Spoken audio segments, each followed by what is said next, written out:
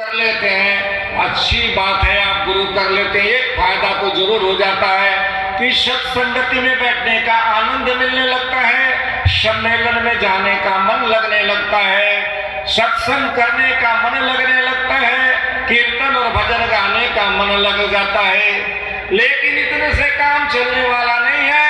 हम अपने नव नारियों को पहले अच्छे से जानेंगे तो सदगुरु ही इसके भेद को बताएगा। तो पहला जो नाड़ी है वो है आंख, और आंख की धारा बहती है सौंदर्य। क्या बहती है? तो रूप की धारा बहती है। हम जितने लोग शादियां करने जाते हैं, लड़कियों को देखने जाते हैं ना, कभी अंधे की शादी देखा है?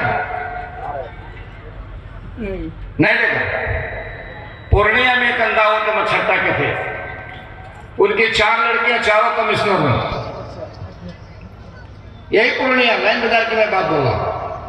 मच्छट्टा के एक संत थे, वो अंधे थे, पूर्णिया में भीख मांग रहे थे। और दूसरी एक उन्हीं की समाज की लड़की, वो भी अंधी थी, वो भी भीख मांगते हुए आ, और दोनों टकरा गए। दोनों टकरा गए तो जो लड़की टकराई उसने कहा कि अंधा तुमको दिखाई नहीं देता है? वो भी बेचारा कहता कि हमारी भी तो आंख नहीं है, हमको क्या तुम अंधा कर रहे हो? तेरी तो आंख है। तो कहा कि नहीं, मेरी भी आंख नहीं है। और दोनों ने वही शादी कर ली। बोले श्री सदगुरु महाराज की। और दोनों शिव नारायण है, दोनों शिव नारायण है,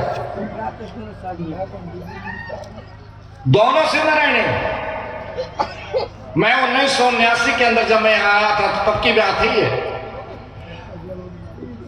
वो अंधा अंधी दोनों बेचारे शिव नारायणी है। जब हमको सुना मच्छट्टा में फागुदास रहते थे, उनके चाचा मच्छट्टा, उन्होंने सम्मेलन किया। वहां आए तो दोनों अंधा अंधे आए, कहे कि महाराज जी हमारे यहाँ पूर्णिया चल रहा होगा लाइन बाजार में, आपको सत्संग सुनाना होगा। और जब मैं वहां गया तो आश्चर्य से भर गया कि उनका सुंदर मकान देखा, उनकी अच्छी देखी, और उनकी दोनों बेटियों को, चारों बेटियों को देखा, एक से एक अच्छी विचारधारा के, और चारों कमिश्नर, साधारण नहीं कमिश्नर। तो उन आंख के अंधे को, वो लड़की अंधी थी, लड़का भी अंधा था, दोनों शादी कर लिया, कोई सौंदर्य का भाव नहीं था। लेकिन जब परमात्मा के प्रति श्रद्धामान होता है तो उसमें से सुंदर ही बच्चा निकलता है। बोले श्री सदगुरु महाराज की। इसलिए शादी से पहले स्वामी श्रीनाथ जी महाराज कहते हैं कि लड़का लड़की जब तक शादी करने जाए उससे पहले उन्हें गुरु मंत्र सुना देना चाहिए। लेकिन होता है उल्टा, लड़का लड़की को गुरुमुख नहीं किया जाता है। कौन गुरुमुख होता है? लड़का लड़की के माँ बाप। उल्टा। अरे भाई, गुरु मंत्र में वो ताकत है कि प्रहलाद को जन्म दे देती। आपने सुना? राक्षस पिता राक्षस मां, राक्षस पिता राक्षस मां, हिरण्याकश्यपु राक्षस, उसकी पत्नी राक्षस। और उसने कहा कि मैं अपने कोख में राक्षस बेटा को जन्म नहीं दूंगी। बोले श्री सदगुरु महाराज की। गर्भाधान के समय बहुत ध्यान रखना। स्वामी श्रीनाथ जी महाराज बड़े इशारा करते हैं, बहुत अच्छे डॉक्टर थे। संतान की उत्पत्ति जब होती है तो घर में कैसा माहौल बनाना चाहिए? पवित्र माहौल बनाना चाहिए, धार्मिक माहौल बनाना चाहिए, धार्मिक अनुष्ठान होना चाहिए। गर्भवती स्त्रियों को गाली नहीं देना चाहिए, गर्भ स्त्रियों को कभी दुत्कार से बोलना नहीं चाहिए, उनकी सेवा करना चाहिए, उनको ज्ञान वैराग्य की बात करना चाहिए, और तब जाके उसके गर्भ से निकला हुआ बच्चा आपका सेवक हो जाएगा। लेकिन आज तो उल्टी बात है। आज तो प्रहलाद का जन्म नहीं हो रहा है, हिरण्याकश्यपु और उसके मां के बीच से बच्चा प्रहलाद हुआ। उसने कहा मैं अपने गर्भ में राक्षस का बेटा नहीं होने दूंगी। नारद ने कहा क्यों? पति तो राक्षस है। कहा जी हाँ बिल्कुल राक्षस है। तो कहा क्या तुम अच्छे संत के पास जाओगी? कहा कि नहीं, मैं इसी पति के पास रहूंगी। बोले श्री सदगुरु महाराज के।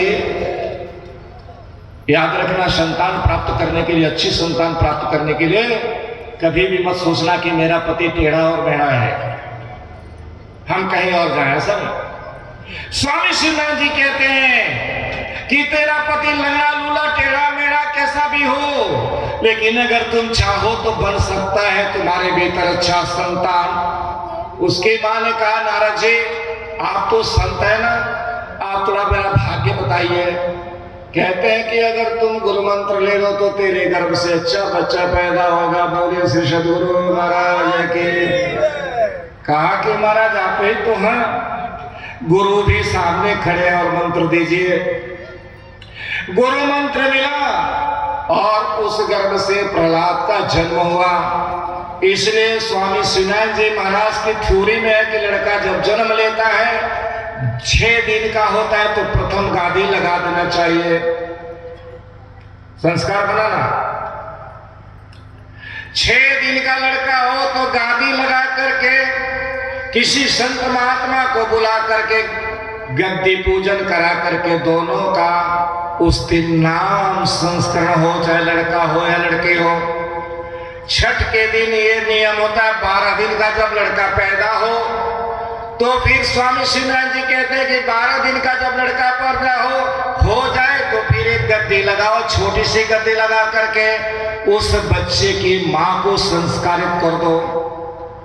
और जब लड़का का अन्नप्राशन हो 6 महीना का हो जाए तो गद्दी लगा करके प्रथम जो है उसको दोनों को मंत्र दे दो। बोले श्री सद्गुरु महाराज की। वह लड़का कभी टेढ़ा मेढ़ा नहीं हो सकता।